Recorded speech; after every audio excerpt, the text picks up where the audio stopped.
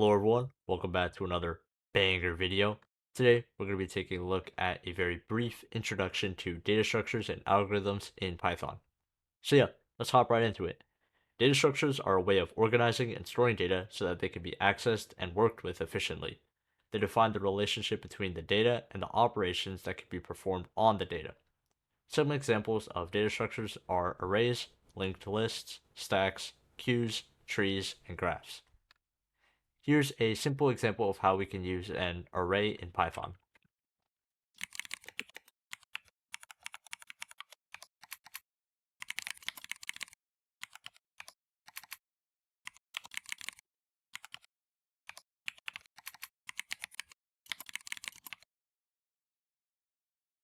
As you can see, an array lets us store multiple values in a single variable and access them using indices. It's one of the simplest yet most widely used data structures. An algorithm is a set of instructions designed to perform a specific task. This can be a simple process such as multiplying two numbers or a complex operation such as playing a compressed video. Let's look at the binary search algorithm, which is a searching algorithm that works on the principle of divide and conquer. Here's a simple implementation of binary search in Python.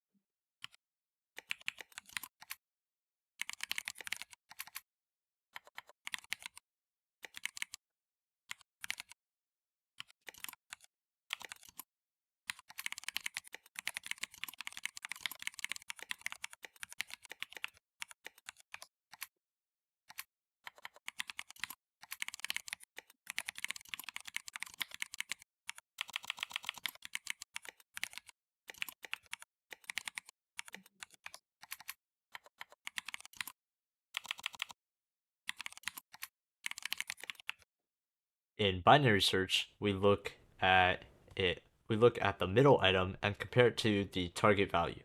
If it matches, we're done. If the middle item is greater than the target, we repeat the process with the left half of the list, otherwise with the right half.